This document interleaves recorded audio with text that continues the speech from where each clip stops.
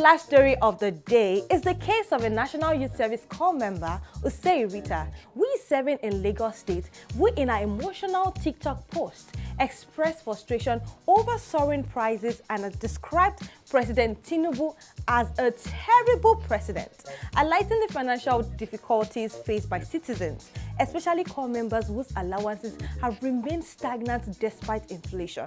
Now, following this video circulation, Rita reported receiving multiple calls from NYSC officials, urging her to delete the post and cease her criticism.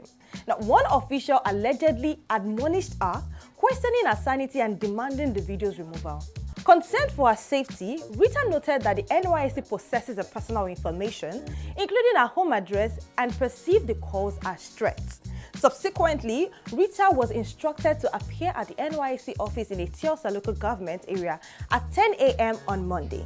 However, she was accompanied by human rights activist Omoyele Sowore and a team of lawyers. She arrived at the designated time, only to find out that the local government inspector who issued the summons was absent.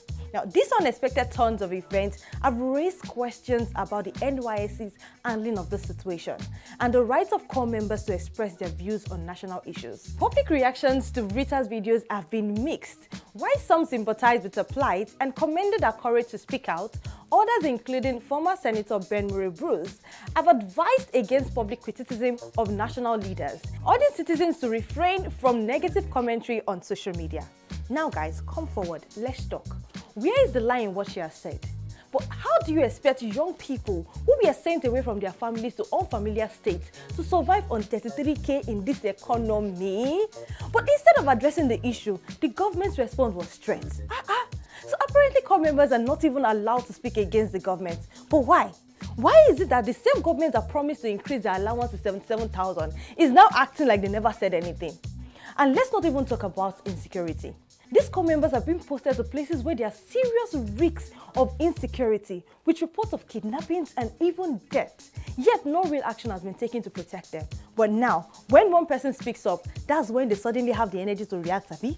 Now let's be clear, I'm not trying to take any sides here, but let's tell ourselves the truth. If we can't talk about the realities we are facing, then what are we supposed to do? Are we supposed to keep quiet while prices keep climbing up? Why basic survival has now become luxury? Because honestly, when you look around, you will realize that we have somehow normalized suffering in this country. The cost of living is not just high, it is completely unrealistic. A bag of rice that used to be 8,000 naira some years ago is now over 70,000 naira. Even Gary, the so-called poor man food, is no longer cheap. The transport fare have doubled. Fuel is expensive, electricity is unreliable. Let's not even talk about the ridiculous prices of house rent. Yet people are just expected to manage. But for how long now? How long? Why do we always keep acting like we are built to endure anything?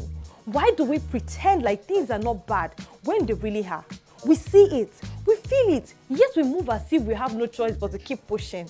But the truth is, things are no longer funny. People are tired. And at this point, it is no longer about who is speaking or who is not. Everyone is affected. So tell me, my people, how do we navigate this? How do we speak up without fear? And most importantly, when will things truly get better? Let's talk about it in the comments. I'll be waiting for you. And on this note, we wrap up on today's episode of So This Happened. Thank you for watching. My name is Moyoluwa Olajide, and I will see you in the next one.